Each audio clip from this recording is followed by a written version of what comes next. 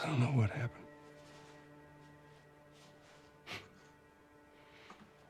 I was supposed to take her to the Fireflies and walk away.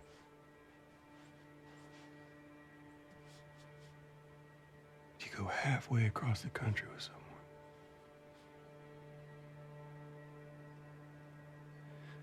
She needed her immunity to mean something.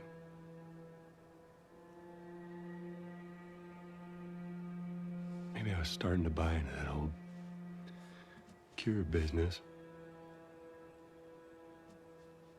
Maybe I just wanted to do right by her. And then we made it. We found the Firefly. Because of her, they were actually going to make a cure.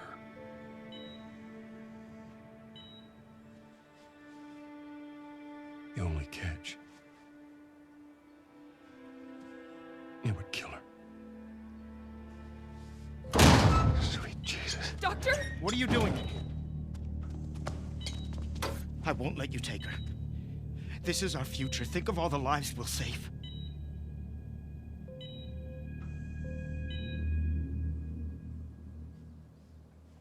Jesus Christ, Joel. What do you do?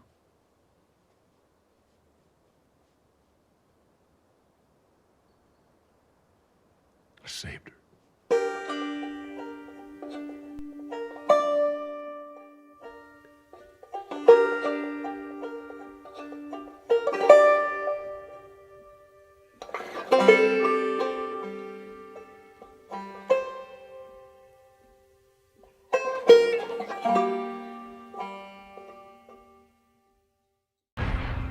So we're finally here. After 6 long years, the next chapter in the Last of Us series has released. And in what seems like an even longer amount of time, I'm finally getting around to taking a look at The Last of Us Part 2. The discourse around the time of its release was, well, interesting to say the least.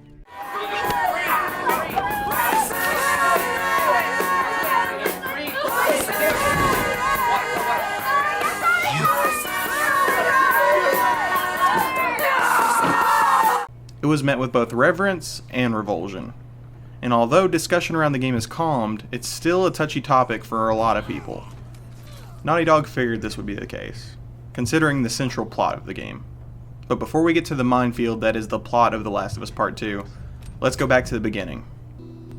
After releasing The Last of Us and Left Behind, Naughty Dog faced some of the most tumultuous years it ever had. Development of their next project, Uncharted 4, began around the same time The Last of Us was finishing production, and it was being helmed by the series lead, Amy Hennig. Roughly a month after Left Behind's release in 2014, it was announced that Amy had left Naughty Dog, and development would continue on Uncharted 4 in her absence, with Neil Druckmann and Bruce Straley, the directors of The Last of Us, picking up where she left off. They threw out more than 8 months of work to put their own spin on the story Amy planned. So The Last of Us Part 2 wasn't able to go fully into production until 2016 after Uncharted 4 was finished. A portion of the team at Naughty Dog went to work on Uncharted Lost Legacy, which is secretly the best Uncharted game, while the majority of the team kept working on The Last of Us Part 2 till it was finished in 2020. I would be remiss to avoid talking about the leak of The Last of Us Part 2's plot details, and the coronavirus pandemic in 2020. In April 2020, Sony announced that Part 2 was being delayed to June because of logistical problems caused by the pandemic. Just a few weeks later, one of the worst possible outcomes for the project occurred when major plot details leaked online.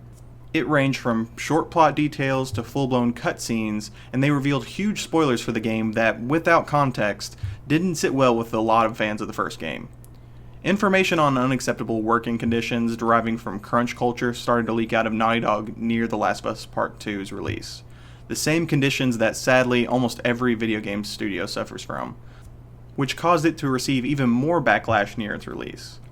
So let's cut through all of the preconceptions and all of the toxic fans on both sides to see how The Last of Us Part 2 holds up a few months post-release. Before I start to analyze the plot and go spoiler crazy, I'm going to cover how I felt about the whole package, from the story to the actual gameplay, while being as spoiler-free as possible. Let's start by jumping into the gameplay, my favorite part of the game. and also one of the most disappointing aspects. How is it both? Well, it improves upon the first game's gameplay in ways I didn't expect, and all of the additions bring a lot of variety to the combat. But it's also a 30-hour game. The Last of Us managed to feel like a long, worthwhile journey at around 12 to 15 hours, and the sequel's length is more than double that. As a teenager, I probably would have been fine with the sequel being twice as long. But then again, back then, my only responsibility was to show up to school and not vomit when I ate 2 big hot ham and cheeses from Hardee's. As an adult, I'd be skeptical of a game like The Last of Us Part 2 holding my attention for that long before I'd even start to think on if I'd want to invest that much time into it. That's not to say that I won't finish a game that's longer than 30 hours, but rather I couldn't see how you can make a narrative-focused single-player game with just a few character building or RPG elements that lasted that long. Turns out that was to be the case, but for the most part the gameplay holds up well over the 30-hour length. The most invaluable addition made to the gameplay is that you're able to go prone now. Being able to sneak around in high or even relatively low grass gives you more opportunities to sneak through encounters or to ambush enemies. Also, it gave me flashbacks to Metal Gear Solid 3. I mean, what a thrill. What a thrill, with darkness and silence through the night. What a thrill. Giving players the option to go prone forced the developers at Naughty Dog to both change how the levels and AI were designed in comparison to the first game. While being prone, you can sneak under objects such as beds for cover or through grass to sneak around the enemy. To not make it trivial to sneak around the enemies, Naughty Dog had to put more thought into these environments compared to the first one. Almost every environment feels intricately designed as a result, and they're surprisingly massive on top of that. I often found myself getting lost in the middle of a firefight, but that never frustrated me. As I mentioned in my video looking back at The Last of Us, the combat in this series is at its best when you're scrambling from cover to cover looking for any advantage you can get. Even more so than its predecessor, every one of The Last of Us Part 2's encounters is so arduous that you always feel like you're making it through by the skin of your teeth. I think that was intentional on Naughty Dog's part, because Ellie is basically facing a paramilitary force in a city she doesn't know. Of course she's going to feel lost and outmatched, and as the player you're going to feel like that for most of the journey. The problem is that 30 hours of stressful encounters is a little too much, to put it lightly. But that's a different discussion entirely. With larger environments and the ability to hide almost anywhere, Naughty Dog also had to improve the AI as a result. The AI has always been fantastic in this series, and it's still at the top of its class in the sequel. All of the problems I had with the original game regarding the infected Stalker's AI have been fixed. On top of that, the AI for all of the other enemies are more reactive to everything. When you take down one of their allies, they notice and react accordingly. They use dogs to sniff you out, no matter where you hide. It feels like you're actually fighting real people, which was the point. Naughty Dog wanted you to feel like these people are as real as Ellie, so when you take their lives, you take it as hard as Ellie should. All of the additions made to the AI help the combat, but primarily they're there to reinforce the narrative. Naughty Dog intended for you to feel bad for all of the destruction you've been causing, no matter if you feel justified or not. When looking at all of the additions made to the gameplay, it's clear that they were all made to reinforce the narrative, which I commend. Before we get to the narrative though, let's cover the sound and graphics first.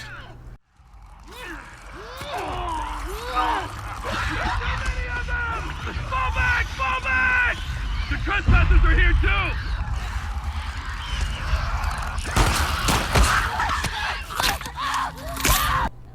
Looking back at the original, the facets that were undoubtedly impressive were the sound design, the soundtrack, the art design, and the graphics. Gustavo was behind the soundtrack for the original, and he returned for the sequel. His score in the first game was spectacular, and in a world of its own. He used non-conventional instruments to create a score that was distinctive and fit the world Naughty Dog created so well. It made the ending and all of the scenes that accompanied it so much more powerful than they already were. The Last of Us Part 2 score is a different beast entirely.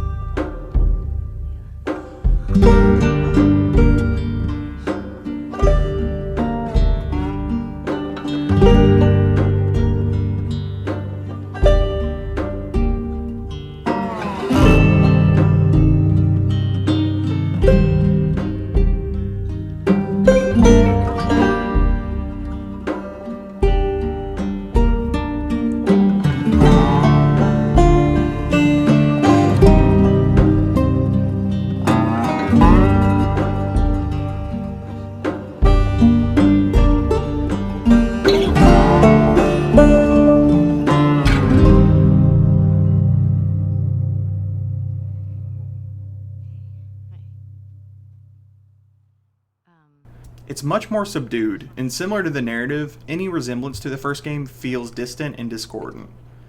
It mirrors the narrative so well, and although it isn't in your face as much as the original score was, it's just as memorable.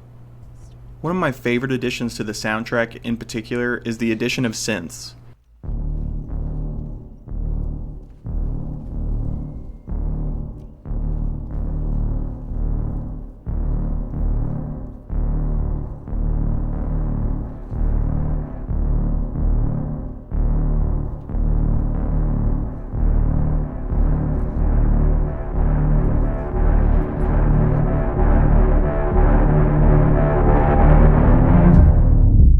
The Last of Us Part 2 is a dark, grimy game. It's the video game version of a Grindhouse movie, and the synths fit the mood perfectly.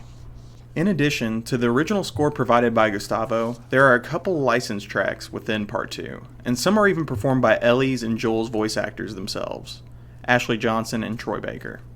To go into those, though, is slightly spoilery, so let's just jump into the sound design instead. Like the soundtrack, the sound design in Part 2 is amazing, and it even manages to outclass the originals.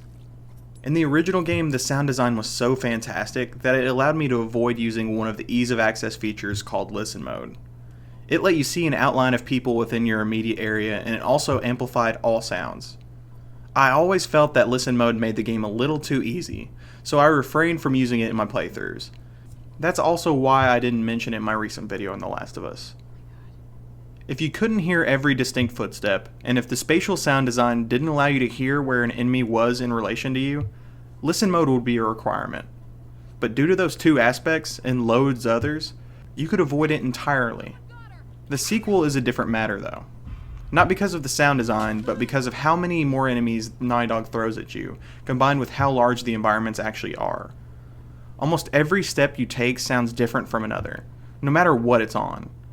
There's such an assortment of sounds within this game, and they all sound exactly like they do in real life.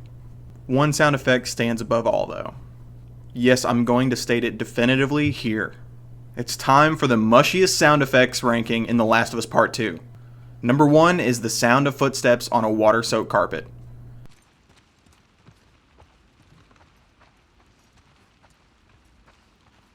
And nothing else really gets to the level of mush that I expected, so I'm going to end it there. But that water-soaked carpet, very mushy. Hopefully there's more mush in The Last of Us Part 3. Every sound in The Last of Us Part 2 makes you feel like you're in the protagonist's shoes. Well, that combined with the art design and graphics. It's no surprise that The Last of Us Part 2's visuals are mind-blowing. Naughty Dog have almost always been at the top of their class in regards to visuals. They always get a ton of money thrown at them by Sony, and the visuals above all else show that. It somehow manages to keep a locked 30 FPS throughout the majority of the runtime, even on a base PS4. Even with these insanely detailed characters and environments. Over the course of the 30-hour runtime, you see basically every time of day, and almost every type of environment other than, I guess, a volcano or space. Naughty Dog managed to include everything from forests, snow-covered outposts, a rain-drenched city, to even a drought-ridden city off the coast. I'm trying to be as vague as possible here in regards to most of those environments, but if you paid attention to the marketing, then you can guess that the rain-drenched city is Seattle. The majority of your playtime is within Seattle, and Naughty Dog managed to make it feel like a character within itself. It's hard to talk about just the graphics in a technical sense when analyzing the game. Well, that is unless you're one of the geniuses at Digital Foundry. I'm not those guys. So instead of analyzing the anisotropic filtering, I said that right. I can just tell you that it looks amazing. I'm sure you've even noticed how great it looks just by watching this video. No, what I really meant by that comment on the technical graphics is that the art design shines above all else in regards to the graphics overall, and the amount of details presented never impacts the performance. Even more so than the original, each area is filled to the brim with small details, and very rarely are any of them reused throughout the 30-hour game. Just like Red Dead Redemption 2, it's clear that Naughty Dog spent years poring over it, because of how much content there is within and how detailed all of it is. This is the first time Naughty Dog has developed a game of this length, and it still blows me away that they managed to create so many diverse, detailed environments without retreading barely any of them. Over the course of 30 hours, you go to an aquarium, a zoo, a science museum, a massive theater, a weed den, a creepy abandoned hotel that's very reminiscent of the Overlook, a large hospital that was ground zero for the cordyceps infection in Seattle, a village that gave me big Wicker Man vibes, and few of those are even located within the city of Seattle proper. None of those environments feel like they got short shrift compared to others. I mean, sure, you visit some of those 4 or even 5 times throughout the game, but each time you do, you get to explore a new part of it. Even with the development time of 3 to 4 years, it's still insane to me how Naughty Dog managed to develop a 30-hour long game and almost none of it is reused. That's before I even get to the most impressive aspect of the game. Yeah, that's right, it's time to talk about the physics. If you watched my previous video, you know that I was excited to see how Naughty Dog improved the beaded door tech for the sequel. Well, I sadly am here to report that there are no beaded doors in The Last of Us Part 2. There are some waggly plastic doors, yeah, that's the best way I could use to describe them. But they aren't beaded. Luckily, Naughty Dog gave me what I never knew I wanted. The best goddamn rope tech I've ever seen, and the cherry on top being the glass breaking. You'll solve puzzles by using power cords and ropes throughout The Last of Us Part 2, and it's crazy how much detail Naughty Dog put into them. Due to how realistic the physics are for these, it allowed to create a lot more varied puzzles than the original. Each one of the involved puzzles has a different solution also, which automatically makes them better than the puzzles found in the original Last of Us. The puzzles in the last game were my only major complaint about the experience, but they've been completely remedied by the physics puzzles in the sequel. The other type of puzzles you encounter throughout the game are these sliding trash can puzzles that actually stumped me for a while. But grouping the puzzles in the game into 2 different categories isn't necessarily fair, because traversing the environment itself feels like a puzzle. As I mentioned before, the environments are massive, and finding your way around them takes some actual thought and deduction. Normally the required path is blatantly obvious, but most of the side areas take quite a bit of exploration to even find out how to get within them. Sure, it's nothing too complex, but it gives you a sense of accomplishment on top of the serotonin rush you get from finding resources laying around. Now that I've gone over the gameplay, graphics, and sound... Oh shit, wait, I forgot about the most satisfying thing of the game. The glass breaking.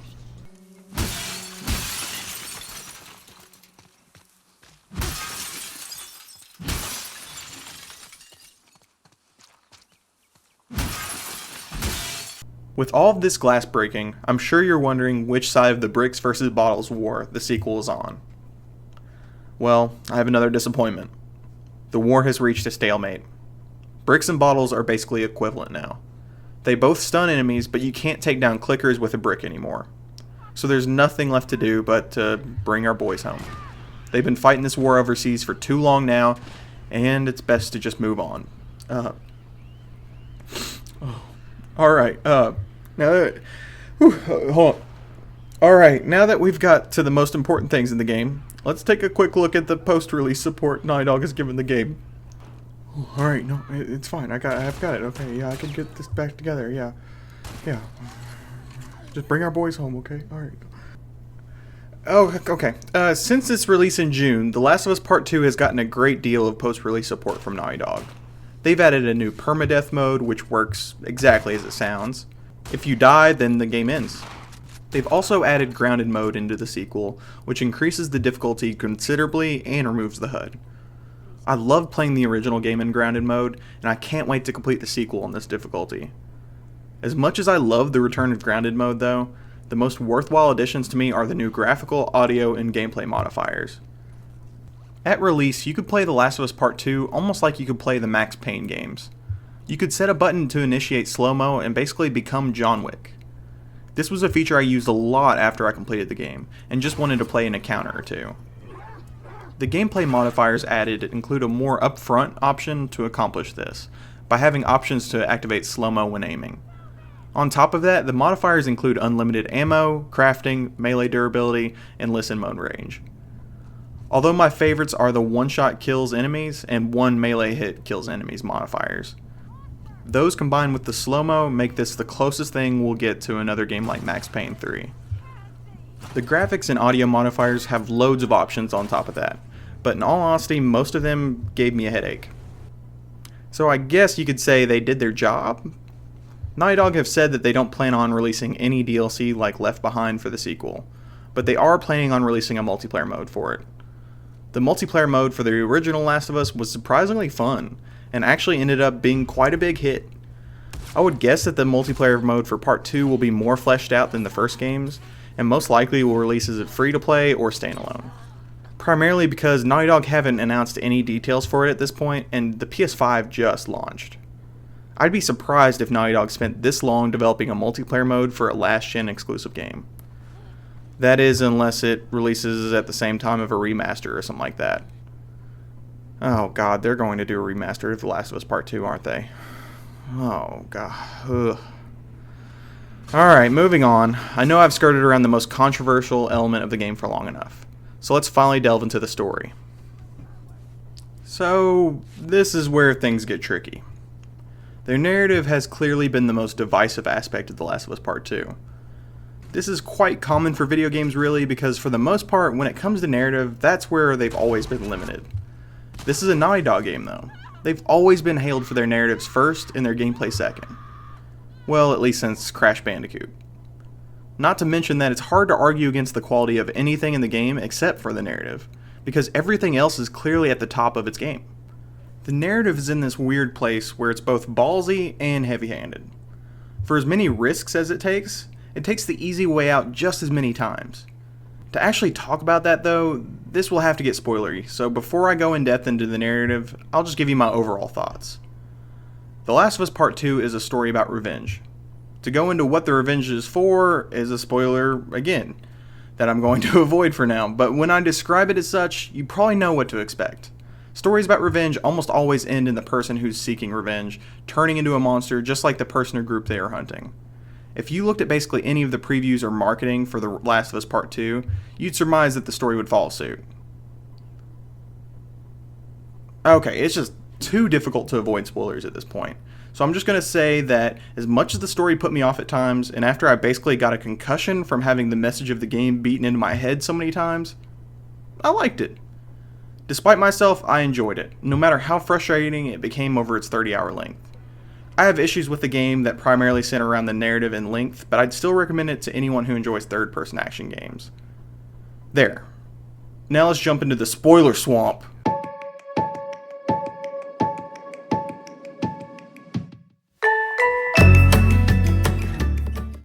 Alright, so where should I even start? Naughty Dog pulled a Kojima by having a secret secondary character you play as. Unlike prime examples of this like MGS2 and Halo 2, you don't spend the majority of your time playing as that secondary character. You also play as this character less than an hour into the game for the first time, but at that moment you don't know that you'll be playing as her for most of the second half of the game. I don't understand why Naughty Dog was so secretive about this fact, because the first footage they released of The Last of Us Part 2 was from her perspective. Her name is Abby and she's the one that kills Joel. Yes, Joel gets Andrew Ryan around 5 hours into the game. I'd be doing the game a disservice though if I just jumped right into Joel's death. The first few hours are some of the best narratively in the whole game. The heavy-handed approach the storyline quickly takes isn't there yet, so you feel like the plot could go anywhere at that point. It starts with this wonderful cutscene of Joel finally playing music for Ellie shortly after coming back from Salt Lake City.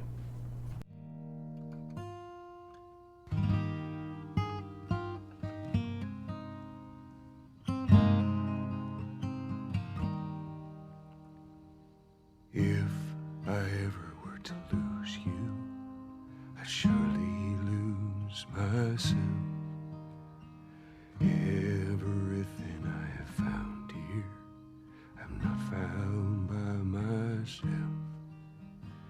try and sometimes you'll succeed to make this man of me. All my stolen missing parts I've no need for anymore. 'Cause I believe,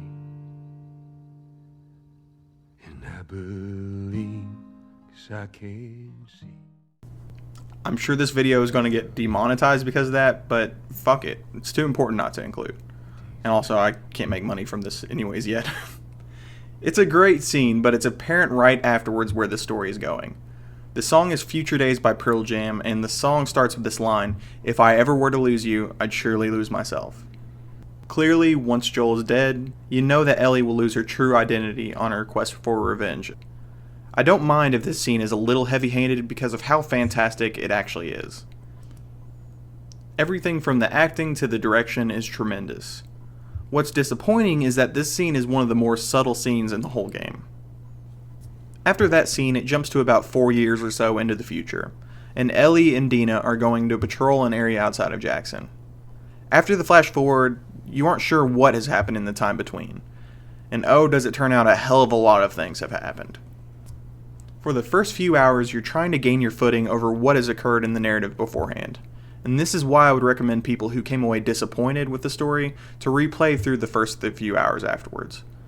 I don't expect anyone to replay through 30 hours again just to see if they like the story a little bit more. Like I did. The first few hours are kind of a post-apocalyptic romantic comedy, and this beginning portion has a very similar tone to the original Last of Us. It's just two people making their way through a destroyed society and slowly becoming closer. Watching Ellie trying to both hide her feelings for Dina and flirt with her at the same time is incredibly endearing. It all culminates with this scene in a secret weed den they find, where you can almost reenact one of the best scenes from the greatest cinematic achievement known to man. Hey, do you have any on you, actually? Oh, I wish.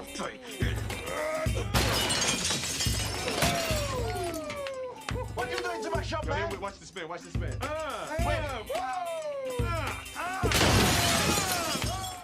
They're awkwardly interrupted by Dina's ex named Jesse, and he tells them that Joel and Tommy haven't gotten back from their patrol yet. So without further ado, let's just jump into the grim shit that is the rest of The Last of Us Part 2. I think this scene was handled well. It's appropriately disturbing to the point where you want to get revenge on Abby and her crew, and the acting is so stellar that you feel terrible for Ellie. His actual death is well done, but the problem is that I ultimately just didn't care much about it. It's terrible for Ellie, but even at this point it's clear that he earned his death. The way Abby asks him his name before killing him makes it absolutely clear that he's getting killed because of something he did in his past. Even if it wasn't over what he did to the Fireflies, he admitted doing terrible things that were in the same vein as what the Hunters in Pittsburgh were doing back in the first game. Most likely, I would have cared more if there was actual time spent with Joel before his death also. You only get 2 scenes with Joel before his death. The scene where he's singing to Ellie, and the opening scene where he tells Tommy what he did to the Fireflies. Normally this is a major complaint when it comes to narratives for me, but minor when it comes to most others. When a major death occurs, I want to feel just as hurt as the characters are feeling. Depending on the creator's intention, that might not be the intended result.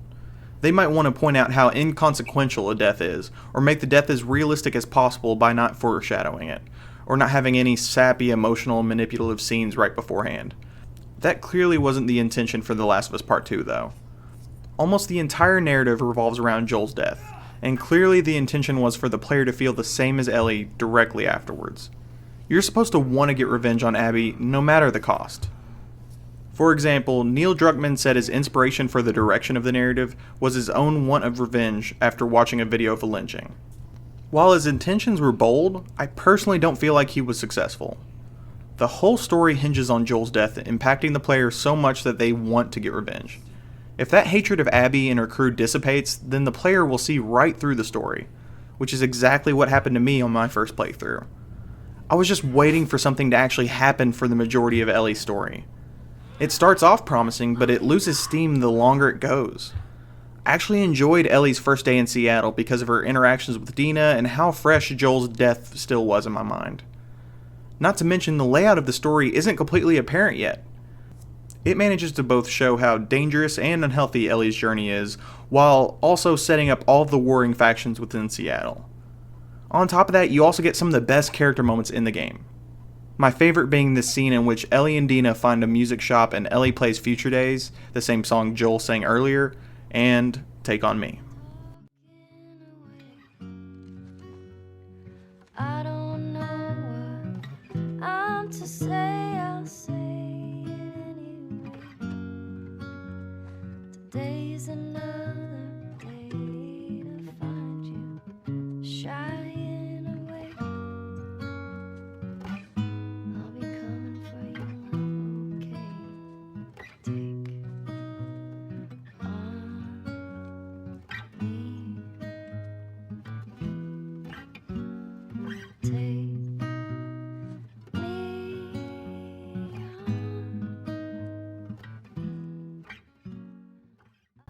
I'm already getting demonetized from playing Future Days, so do your worst aha. Turn me into a sketch drawing or whatever you do. Day 1 ends with Ellie killing a member of Abby's crew and bunkering up in an old abandoned theater with Dina. This is the point when Ellie's story starts to go downhill for me, and all of the characters involved. Oh shit, wait, I almost forgot about the first flashback sequence in the game. Flashbacks are used frequently in The Last of Us Part 2, as buffers between the extremely violent and depressing story that is the majority of the game, and to explain what has happened in the time between the original and present day for most of the characters. The content of these flashback sequences are fantastic, and they give you the Last of Us sequel starring both Joel and Ellie that fans wanted. Well, mostly. This first flashback sequence with Joel and Ellie at the Science Museum is exactly that. But in future flashbacks, that quickly changes. Ellie knows that something happened with the Fireflies. She could never prove it, but she knew the story Joel told her didn't make any sense in retrospect. Over the course of these flashbacks, she becomes more and more consumed with the truth of what has happened in that hospital. Her relationship with Joel becomes more and more strained as a result, to the point where every scene with Ellie and Joel feels like two people on entirely different planets trying to communicate with one another. Eventually, Ellie does find out what exactly happened in Salt Lake City, though.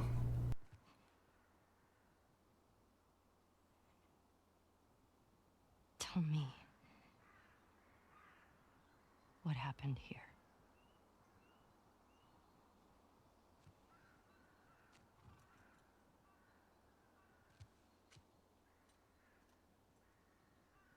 If you lie to me one more time, I'm gone.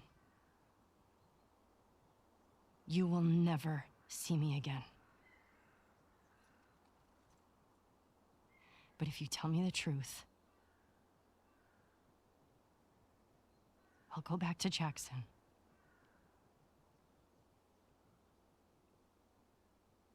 No matter what it is.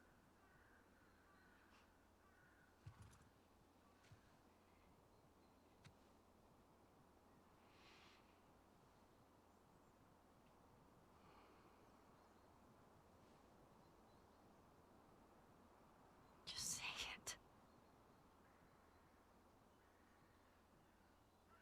Joel.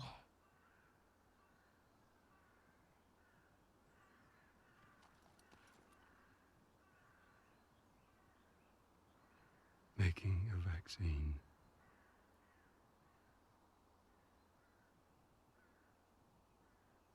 Would have killed you.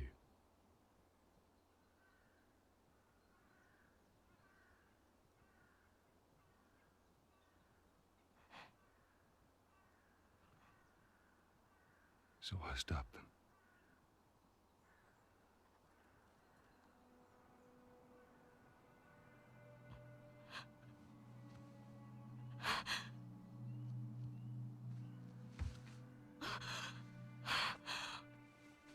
Oh my God.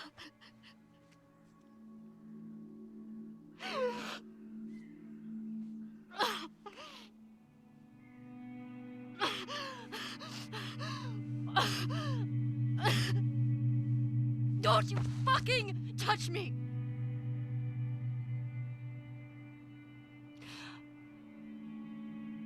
I'll go back. But we're done.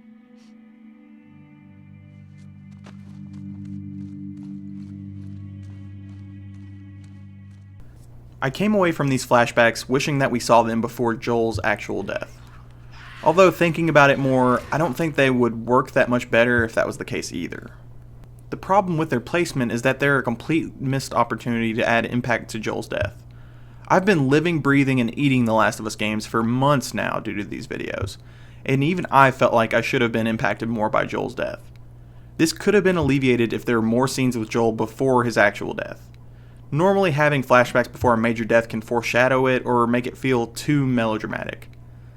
But The Last of Us Part 2 is centered on Joel's death, and if that doesn't land for the player, then the whole journey becomes a slog.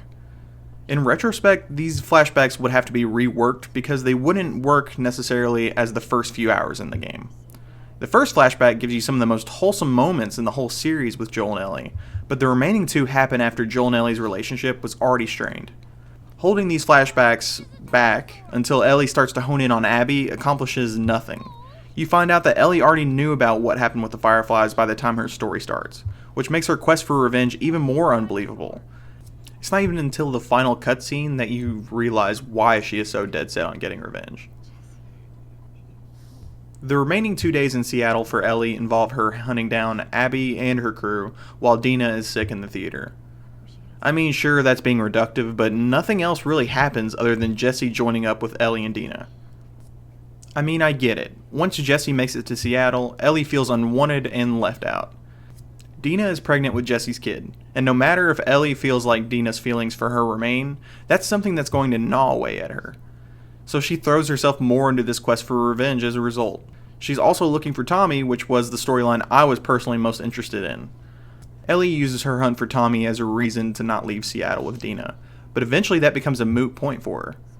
After flashbacks explain that Ellie knew about Joel killing the Fireflies, and Ellie tortures Nora, one of Abby's crew, to death, she has the choice between going to find Tommy or Abby. She decides to go for Abby instead, leaving Jesse to get Tommy by himself. This is surprising to Jesse, but not the player. It's been apparent that Ellie is on a suicide mission to hunt down Abby for a while now. Personally, it was a mystery as to why she was so dead set on hunting Abby, and even more so after it's revealed that Ellie knew about the Fireflies even before Joel's death. After 2 playthroughs and thinking about it a lot, I get why she's doing what she's doing. She was supposed to die at the end of The Last of Us, and she was fine with that. Joel took that from her, and as he put it at the beginning of the game, I told her that her immunity meant nothing. What does Ellie have to live for after that? Joel was the only other person who knows the truth about her immunity and everything behind it. She has to live with this burden that Joel placed on her. In her mind, her whole life has been wasted, and she has no reason to go on. Dina and Jesse are having a kid, and Tommy is just a reminder of Joel to her. I just don't get why none of this is communicated at all to the player. My interpretation of Ellie's feelings and motivations might very well be wrong, because we rarely, if ever, get any personal insight from her. She spends almost as much time alone as with others during her 3 days in Seattle, and rarely does she say anything but, "fucking wolves." The game could have benefited a lot from any sort of personal insight from her, because that would have been more than what we ultimately got. Before I get to the end of Ellie's days in Seattle, which is actually the only halfway point in the game, I want to talk about this game and its violence. The Last of Us Part 2, like its predecessor, is an insanely violent game, although it's got a slightly different take on it. The Last of Us demonized you the appropriate amount in my eyes for contributing to its world's violence. For the majority of its playtime, you played Joel, and because of his angry dad vibes and because of his beefcake status, he was able to knock enemies unconscious stealthily instead of outright killing them. I'm pretty sure the language used within the game treats it as a kill, but there's no neck snap or sign that this takedown outright kills people. That doesn't excuse the violence associated with it, but at the end of the day, you are helping to potentially find a cure for the cordyceps virus. It's not until the end of the game until you realize how destructive a violent man like Joel can be, when the end justifies the means to him. It forces you to have a part in it, also because you have to at least take one innocent life as Joel. The innocent life that ultimately causes him to lose his own. The Last of Us Part 2 is much more violent overall. The takedowns that are even more brutal, the gore that falls from the ceiling after blowing someone up, the dismemberments, yuck, everything is just so much more violent. The game doesn't give you a choice in spreading this violence either. Both the story and the gameplay want you to feel the weight of all the violence you're enacting. It doesn't treat the player as bad as, say, Spec Ops: The Line, which straight up calls you a monster for playing it, but it gets pretty close to that at times. For example, there's a moment during Ellie's second day in Seattle where she stumbles upon an apartment full of WLF deserters.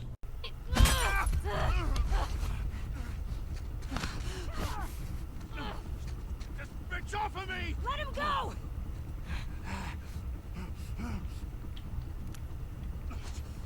You're not getting out of here alive. You fucked up coming after us! By this point, you've already found multiple notes alluding to this apartment being occupied by these deserters. You also know that the WLF hunt down deserters and kill them. So I should have the option to at least acknowledge that we shouldn't be fighting. They have the same mutual enemy, and Ellie never acknowledges it, until after the deserters are already dead. Even if it was something as simple as her yelling at them to not shoot her and that she's not the enemy, no matter if they listen to her or not, that doesn't fit with the game's focus on empathy in its second act though.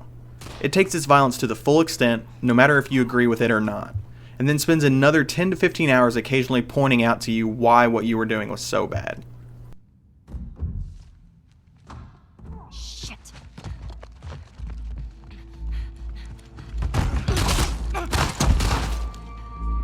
Jesse, stand up! Hands in the air, I shoot this one too. Don't you do it, Ellie. Get out of here. Stand up! Now! Don't you fucking dare. Shut the fuck up! Fuck. Alright.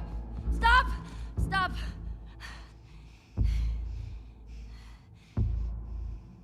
Toss your weapon. Toss your weapon! No. I know why you killed Joel. He did what he did to save me. There is no cure because of me. I am the one that you want. Just let him go.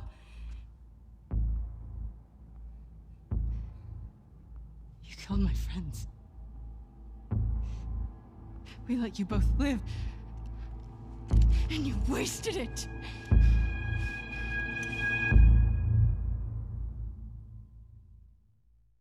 Don't get me wrong, that next 10 to 15 hours could have been much more blatant with their message, but it's still 10 to 15 hours that stands between you and finding out what actually happens after that cliffhanger.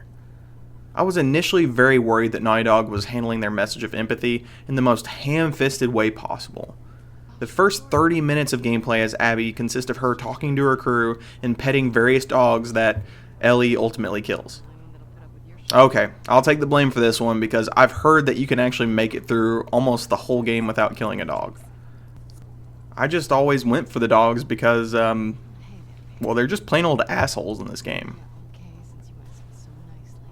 My eyes were constantly rolled into the back of my head during these first 30 minutes. It felt like Neil Druckmann was yelling, "Look, those people you've hated and killed for the whole game are just like you. What a twist!" in my face. At that time, I didn't know where Abby's story would actually go and how uninterested at times it was with making you feel like shit. I'll give Naughty Dog credit here. Abby's story rarely feels heavy-handed with that message. Her story is about her learning empathy for others in a way that fits. In all honesty, I wish they fleshed her story out more and just focused on this being the Last of Us Part 2 experience.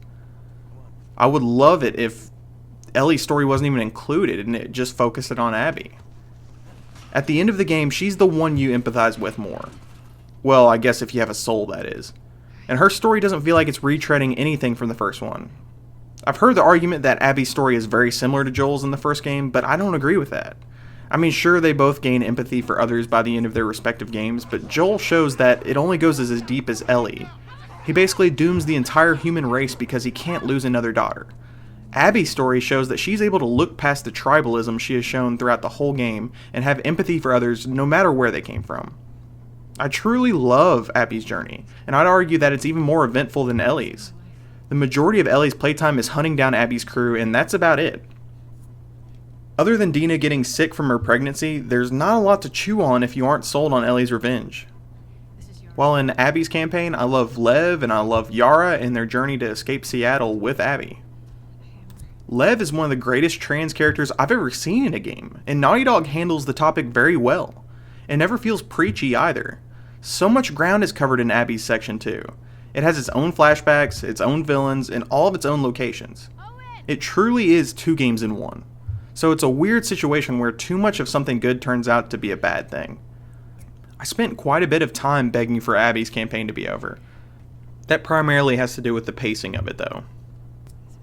Day 1 of Abby's campaign has the absolute worst pacing of any of the days for Ellie or Abby. It can feel like an endless slog at times due to how many combat encounters you run into in a row. Now I know I seem like a hypocrite. I've released multiple videos praising the combat of the Last of Us series, and now I'm complaining about getting too much of it. The Last of Us series has had excellent pacing in every entry though. The main reason I've completed The Last of Us so many times is because of its pacing. While The Last of Us Part 2 is the exact opposite because it has a lot of issues in regards to its pacing. All of my problems with the game stem from the pacing and the narrative. If storylines were restructured or tweaked, and if the length were cut down a bit, it would be fantastic. I've been critiquing the game for a while now though. So before I wrap up this story analysis, I'm going to quickly talk about some of the things I loved about Abby's campaign. Alright, I'm going to try not to go too rapid fire, but there's a lot of stuff to love with Abby's campaign. So here we go. I love this part in the woods. It's the best looking moment I've seen in any game this generation, most likely. I love how harrowing it is and just how grimy and dirty it makes you feel. I love this part where you traverse the sky bridge. Heights being a constant fear for Abby is amazing, and they even pop up as at the very beginning of the game. I love how it's visualized by increasing the FOV and shaking the camera to give a sense of vertigo. As someone who gets vertigo often, it nailed it. I love playing with these dogs. Alice is clearly the best dog with the best toy though. I love this aquarium. Naughty Dog truly outdid themselves in regards to making insanely detailed environments with so much variety at the same time. I genuinely grew to like Abby's crew, even after I knew they would die. I love the differences between Ellie and Abby gameplay-wise. Abby is a badass, and Naughty Dog managed to make her play like that, without making her feel overpowered. I love how bombastic the end of her campaign is on the Seraphites Island, and I love the Wicker Man vibes it gives off. I was continually blown away by the fact that the campaign kept introducing greater and greater set pieces, even at the very end of the game like that. I think that's about it before we go on to the end of the game. Oh, wait. I forgot about my baby boy. Little baby boy Rat King. I love the Rat King. Fuck, I just love this whole section. It's near perfect in my eyes. The slow buildup of what you're actually going to find at Ground Zero in Seattle, how long it takes for you to even find your first enemy. It reminded me of the Ishimura section in Dead Space 2. Both are at the top of my favorite moments in survival horror games. God, I wish Naughty Dog would just make a full-on survival horror game. I mean, just look at this guy. Naughty Dog clearly has seen my nightmares and created the closest thing to Grimace in the Last of Us world. I love this boss fight and I love how horrific it actually is. I mean, I could talk about the Rat King for an hour or so I'm just going to stop here. Alright, now that I've gotten all that out of the way, let's jump into the ending. Ellie's campaign left off with Abby killing Jesse and pointing a gun at her. Once it cuts back to that scene, both characters realize how wrong they are and leave as best friends. Oh shit, guess not. I'm sure after this boss fight they'll be copacetic. Oh, shit. Okay, well, I'm sure that's the end of their conflict. We've reached the point where the game has done the whole, you were the bad guy, so here's a boss fight against yourself. So this has to be the end, right? Oh, wait, hold on, I just got a message. Message from Neil Druckmann saying, fuck you, you've got another 3 hours. Okay. Fuck. So Ellie needs closure, and she's going to kill Abby to get it. Initially, I was put off by this, mainly because I just wanted the game to be over with. I get where Ellie is coming from. She's shown herself to be self-destructive, and she continues to be haunted by Joel's death, and all of the murders she committed. Joel and Ellie frequently say, this can't all be for nothing, throughout the first game. And in Ellie's eyes, not killing Abby means that everything she did was all for nothing. Killing a pregnant woman, killing hundreds of people, torturing someone by beating them to death. She accomplished nothing by doing that in her eyes. I'm not trying to say that it had a purpose, but she can't look past it to see what she gained ultimately. Dino warns her that her and JJ won't be there when she comes back, and Ellie still decides to go. I'm interested in why Naughty Dog went in this direction though. Obviously, things aren't going to end well for Ellie. She'll potentially kill Abby, but will most likely lose the only family she has. Well, except for that shithead Tommy. The player has to know that she is the one in the wrong by this point. You've spent 15 hours with Abby showing how she's another person with their own wants and dreams like Ellie. You've seen Ellie kill Abby's friends who are shown to be understanding, empathetic people. Well, most of them, at least. Not to mention, these are former Fireflies who were fucked over by Joel, and Ellie knows it. So if the player knows that Ellie is in the wrong by this point, why have another 3 to 4 hours of gameplay of her hunting down Abby? I thought the reason was that I would have a choice on what to do ultimately. Before you boo and throw tomatoes at me after I praised the original game's lack of a choice in its ending, I'm not saying this is the case, but if you look at the overall narrative and how Ellie goes back one last time, it almost feels like there was supposed to be a choice at the ending. Or at the very least a darker ending than the one we got. One thing before we get to that ending, I just want to mention that although these last 3 hours do tremendous damage to the game's pacing, I do love the encounters within. Especially the last one. Being able to unchain these clickers and infected to use them against these rattlers is a ton of fun. I hope in the next game Naughty Dog experiments more with this type of idea, but I'm not sure that they will, considering I thought there were going to be a lot more multi-faction encounters in the game than there ultimately were. So here we finally are, at the end of the game. Ellie finds Abby and Lev tied up, with some on-the-nose imagery, and releases both of them. Initially, it seems like Ellie is second-guessing her decision to kill Abby, but she sticks with it, and Abby agrees to it after Ellie threatens Lev, just like when Abby almost killed Dina, until Lev, her conscience, stopped her. No one is here to stop Ellie, though. She at the very least offers Abby a chance to fight for her life, though. What follows is a grueling fight to the death between the two characters you've played as throughout the game. After a lot of bruises, multiple stab wounds, and fingers are bitten off, we have a winner.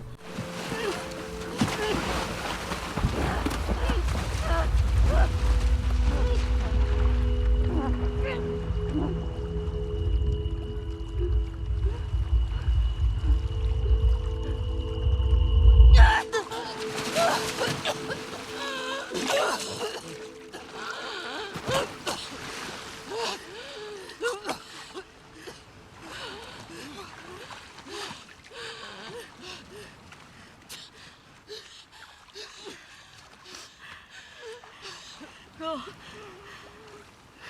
Just take him.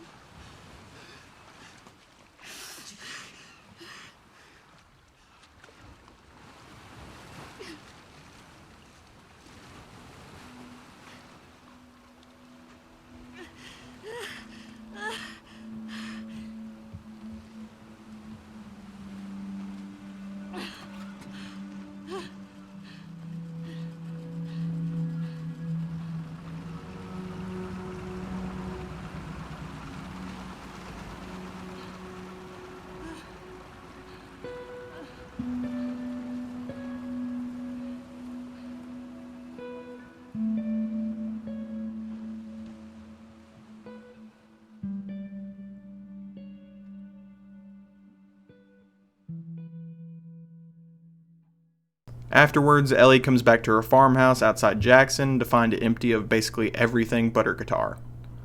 Although with her missing 2 fingers, she can't jam out like she did at the beginning of the game.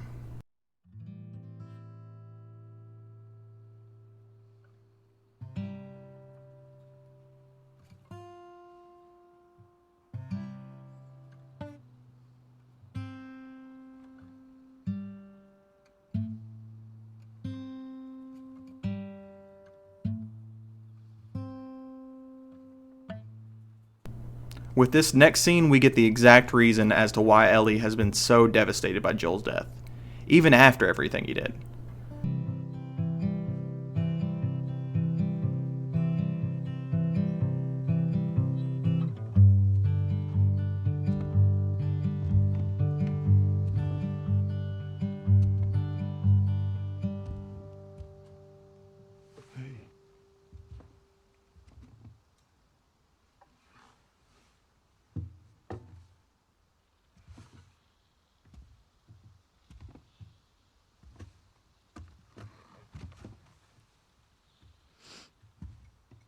drinking?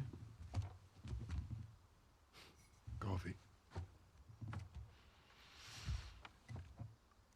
Where'd you get that? Those people that came through last week. Oh. A little embarrassed as to what I had to trade to get it, but it's not bad.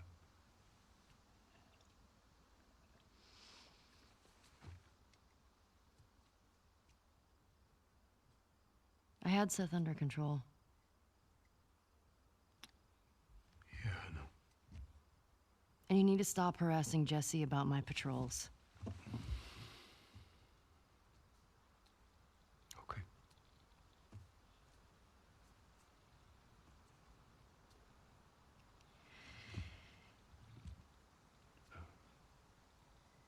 Dina. Is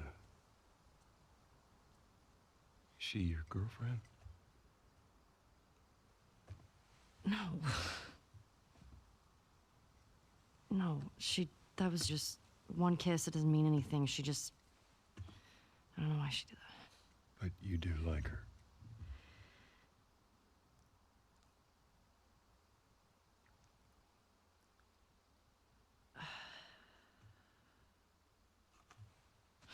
So stupid.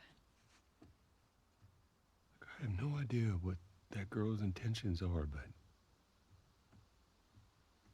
I do know that she would be lucky to have you.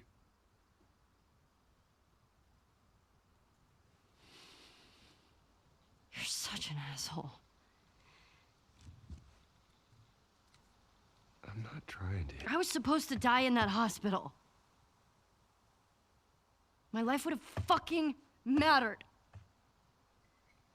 But you took that from me.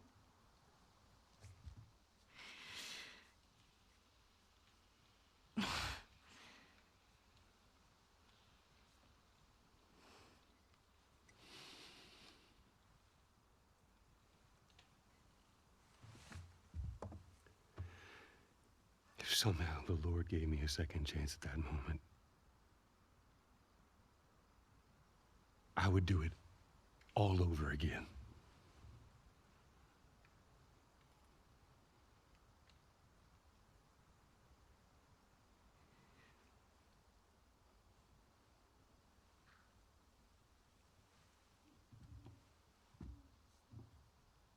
Yeah.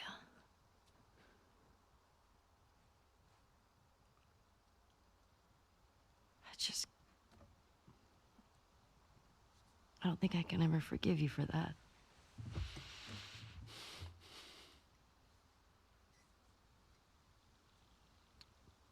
But I would like to try.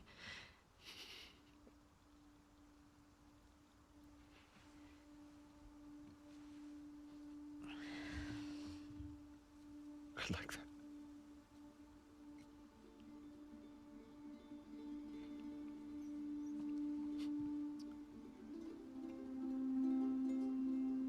Okay.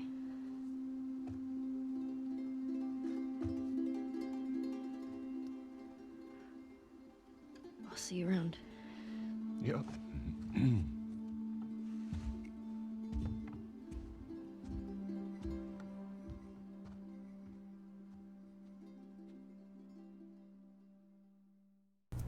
I do like this final scene with Joel quite a bit. I still have some problems with it though. I feel like it lets him off a little too easy in regards to what he did at the end of the first game.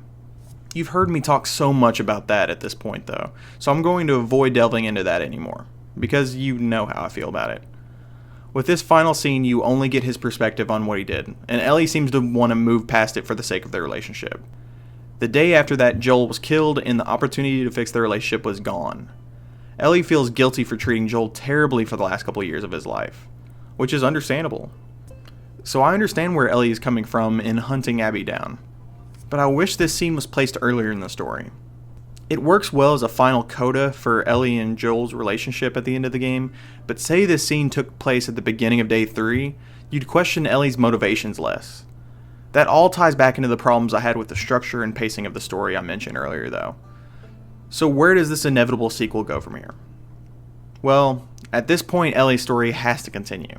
It's left so open-ended that Naughty Dog can go anywhere with it. I'd be surprised if they weren't interested in, at the very least, redeeming Ellie. At least in some way. On top of that, she's still the only character we know who is immune in this universe, so I'm sure that's going to come back up again. More so than it did in this game. Neil Druckmann has already said that he has an idea for a third game, so we'll just have to wait and see if that will be Naughty Dog's next title or if they will release something in between. So, as you can imagine, The Last of Us Part 2 is a very tricky game to talk about. No wonder the discourse for it has been all over the place. It's both beholden to its predecessor too much, and also not enough. It's both ballsy, and also too afraid to take risks. I applaud it for trying to make the player actually think about what they are doing morally moment to moment. I applaud it for not following the typical power fantasy model that most other games do. Although it's terrified of the player not understanding what its intentions are. Sadly, looking at how many sexists actually wanted to kill Abby at the end, they were actually right. If you're a sane person, then there's a chance that you'll see right through the game's intentions long before they are revealed. This was the camp I fell into, which led me to being frustrated with the storytelling and pacing for the majority of my first playthrough. Now on my second playthrough, it was a much smoother journey. I knew where the story ultimately ended up, so I wasn't frustrated by the laborious crawl to find out how the story ends. Just being along for the ride made the story a lot more enjoyable, and it made Ellie's motivations even clearer. This tells me that after moving some story moments around and trimming the length down, the story could have been very successful. As it stands now, it tells a good but flawed story, lifted up by the fantastic gameplay, direction, art design, and acting. I don't regret putting 60 plus hours into this game because at the end of the day, I'd still say that this is one of the best playing third-person shooters on the market. I just wish that was the case for the story also, especially considering the pedigree of Naughty Dog up until this point. Even with all of its problems, I'd still wholeheartedly recommend The Last of Us Part 2 to basically anyone.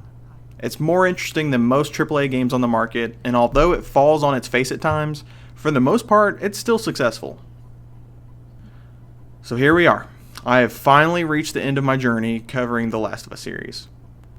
It's almost impossible to argue against the quality of any entry, and it truly was a joy replaying and covering all these games. Next up, with the Xbox Series X and PS5 being released last week, I'm going to be reviewing some of the launch lineup. I'm not sure which one I'll cover first, but keep an eye out on my Twitter and YouTube channel where I'll post any new videos and plans I have. If you enjoyed this analysis, don't forget to like the video, and if you haven't already subscribed, then click on that subscribe button. Oh wait, almost forgot to mention my Patreon. The link will be up on the screen and in the description. If you subscribe to it, you'll get early access to my Looking Back series, have a say in what I cover next, and get your name in the credits of each video. I appreciate any support I get because this is something I've always wanted to do. I hope you continue to enjoy my content, and I will see you next time.